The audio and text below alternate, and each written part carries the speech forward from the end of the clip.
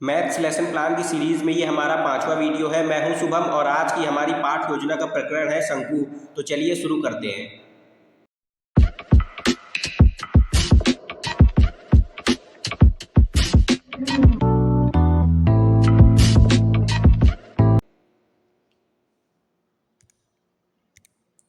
पाठ योजना बनाने के लिए सबसे पहले हम दिनांक डालेंगे, विषय डालेंगे, उपविषय डालेंगे, प्रकरण डालेंगे। विषय में हमारा गणित है, उपविषय में हमारा रेखा गणित है, प्रकरण में हमारा शंकु है।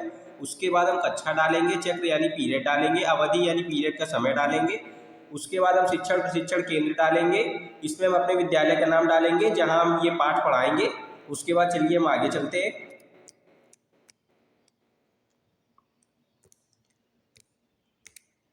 उसके बाद हम 2 कॉलम बनाएंगे। पहला कॉलम हमारा रहेगा शिक्षण लक्ष्य का, दूसरा रहेगा विशिष्ट उद्देश्य का। शिक्षण लक्ष्य में पहला है हमारा ज्ञानात्मक, छात्र शंकु के बारे में प्रत्यय स्मरण कर सकेंगे, छात्र शंकु के बारे में प्रत्यभिज्ञान कर सकेंगे। अगला है हमारा बोधात्मक, छात्र शंकु के बारे में विभिन्न उदाहरण दे सकेंगे, छात्र शंकु के समानीकरण कर सकेंगे। अगला है हमारा अनुप्रयोगात्मक, छात्र शंकु को विश्लेषित कर सकेंगे, छात्र शंकु को सुनिश्चित कर सकेंगे। अगला है हमारा कौशलात्मक, छात्र शंकु के ज्ञान को प्राप्त कर सकेंगे, छात्र शंकु की उपयोगिता का संपादन कर सकेंगे। चलिए अब आगे चलते हैं।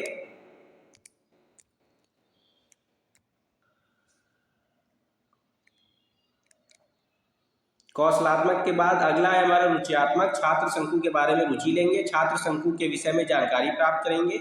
उसके बाद है हमारा अभिवृत्त्यात्मक, छात्र शंकु के विषय में भावना प्रकट करेंगे, छात्र शंकु की दृष्टि से मूल्यांकन करेंगे। उसके बाद हम हेडिंग डालेंगे सहायक सामग्री, विभिन्न प्रकार के शंकु के नियमों को प्रदर्शित करता है चार्ट। तो शंकु का टॉपिक समझाने के लिए हम एक चार्ट का प्रयोग करेंगे, वो हम सहायक सामग्री में लिख देंगे। चलिए उसके बाद आगे चलते हैं। अगली हेडिंग हमारी पड़ेगी पूर्व ज्ञान की, छात्र शंकु के बारे में सामान्य जानकारी रखते हैं। चलिए अब नेक्स्ट पेज पे चलते हैं।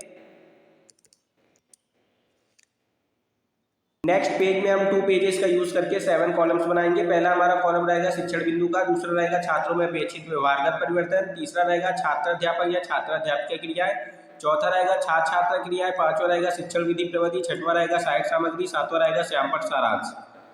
तो चलिए अब हम अपने पहले शिक्षण बिंदु को देखेंगे। पहला हमारा शिक्षण बिंदु है पूर्व ज्ञान के लिए, उसमें हमारा ज्ञानात्मक उद्देश्य रहेगा। उसके बाद हम बच्चों से प्रस्तावना प्रश्न पूछेंगे, छात्राध्यापक छात्रों से निम्नलिखित प्रश्न पूछेंगे। पहला प्रश्न, जन्मदिन में बच्चे सिर पर क्या लगाते हैं? तो बच्चे बताएंगे टोपी लगाते हैं। अगला प्रश्न हम टोपी को लेकर बनाएंगे, टोपी की ज्यामिति कैसी होती है? तो बच्चे बताएंगे त्रिआयामी होती है। अगला प्रश्न हम त्रिआयामी को लेकर बनाएंगे, उस त्रिआयामी ठोस का नाम बताइए जिसका आधार वृत्ताकार हो तथा ऊपरी भाग घुमावदार हो। तो इसमें बच्चे मौन हो जाएंगे, ये हमारा समस्यात्मक प्रश्न हो जाएगा। ये विधि हमारी प्रश्नोत्तर विधि हो जाएगी। उसके बाद अगली हेडिंग हम डालेंगे उद्देश्य कथन। उद्देश्य कथन में बच्चों आज हम शंकु के बारे में विस्तार पूर्वक अध्ययन करेंगे। उसके बाद हम डालेंगे प्रस्तुतिकरण, छात्राध्यापक छात्रों से निम्नलिखित प्रश्न पूछेंगे। उसके बाद हम बच्चों से विकासात्मक प्रश्न पूछेंगे। मेहंदी के कोण की आकृति कैसी होती है? तो बच्चे बताएंगे शंकु जैसी होती है। शंकु क्या है? तो बच्चे मौन हो जाएंगे, ये हमारा समस्यात्मक प्रश्न हो जाएगा और ये विधि हमारी प्रश्नोत्तर विधि हो जाएगी। चलिए हम आगे चलते हैं। अगला हमारा शिक्षण बिंदु है शंकु के लिए, इसमें हमारा ज्ञानात्मक उद्देश्य रहेगा। छात्रों को हम श्याम पट्ट पर शंकु बना के दिखाएंगे और बताएंगे शंकु एक त्रिआयामी ठोस है जिसका आधार वृत्ताकार तथा ऊपरी भाग वक्रपृष्ठ या घुमावदार होता है। शंकु के आधार की त्रिज्या r, ऊंचाई h तथा त्रियक ऊंचाई l से प्रदर्शित की जाती है। छात्र ध्यानपूर्वक सुन रहे हैं, ये हमारी व्याख्यान विधि हो जाएगी। उसके बाद हम बच्चों से आवृत्ति प्रश्न पूछेंगे। चलिए अब नेक्स्ट पेज पे चलते हैं।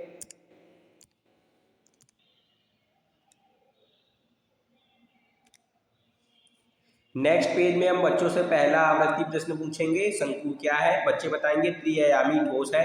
अगला प्रश्न पूछेंगे शंकु की ऊंचाई को किससे प्रदर्शित करते हैं? बच्चे बताएंगे h से प्रदर्शित करते हैं। ये विधि हमारी प्रश्नोत्तर विधि हो जाएगी। उसके बाद अगली हेडिंग हम डालेंगे विकासात्मक प्रश्न, आइसक्रीम कोन की ज्यामिति कैसी होती है? तो छात्र बताएंगे शंकु के समान होती है। अगला प्रश्न पूछेंगे शंकु के द्वारा घेरा गया क्षेत्रफल क्या कहलाता है? तो बच्चे बताएंगे शंकु का संपूर्ण पृष्ठीय क्षेत्रफल। ये हमारी प्रश्नोत्तर विधि हो जाएगी। अगला हमारा शिक्षण बिंदु है शंकु का संपूर्ण पृष्ठीय क्षेत्रफल, इसमें हमारा रुचियात्मक उद्देश्य रहेगा। उसके बाद छात्राध्यापक कथन में हम लोग शंकु का संपूर्ण पृष्ठीय क्षेत्रफल छात्रों को बताएंगे। शंकु का संपूर्ण पृष्ठीय क्षेत्रफल बराबर होता है आधार का क्षेत्रफल प्लस वक्र पृष्ठ का क्षेत्रफल। आधार का क्षेत्रफल होता है हमारा पाई r² और वक्र पृष्ठ का क्षेत्रफल हमारा होता है पाई r l। हम लोग वैल्यू पुट करेंगे और हमारा शंकु का संपूर्ण पृष्ठीय क्षेत्रफल बन जाएगा पाई आर ब्रैकेट में L+R। ये जो प्रक्रिया है ये हम ब्लैक बोर्ड में दिखा देंगे बच्चों को, जिससे उन्हें समझने में आसानी होगी। छात्र ध्यानपूर्वक सुन रहे हैं, ये हमारी व्याख्यान विधि हो जाएगी। उसके बाद चलिए हम आगे चलते हैं।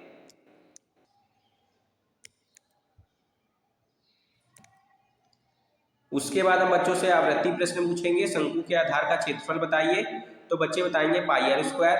अगला प्रश्न पूछेंगे शंकु का संपूर्ण पृष्ठीय क्षेत्रफल क्या होता है, बच्चे बताएंगे पाई आर ब्रैकेट में L+R। ये हमारी प्रश्नोत्तर विधि हो जाएगी। उसके बाद अगली हेडिंग हम डालेंगे निरीक्षण कार्य। छात्र अध्यापक छात्रों को श्यामपट्ट सारांश अभ्यास पुस्तिका में लिखने को कहेंगे और स्वयं निरीक्षण करेंगे। उसके बाद अगली हेडिंग हम डालेंगे मूल्यांकन प्रश्न। शंकु क्या है, शंकु के 2 उदाहरण बताइए, शंकु का संपूर्ण पृष्ठीय क्षेत्रफल बताइए। उसके बाद अब चलिए हम नेक्स्ट पेज पे चलते हैं।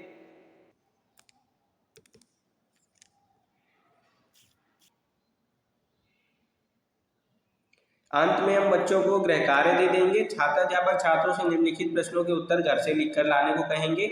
पहला प्रश्न है शंकु का चित्र बनाइए। दूसरा प्रश्न है शंकु का वक्र पृष्ठीय क्षेत्रफल लिखिए।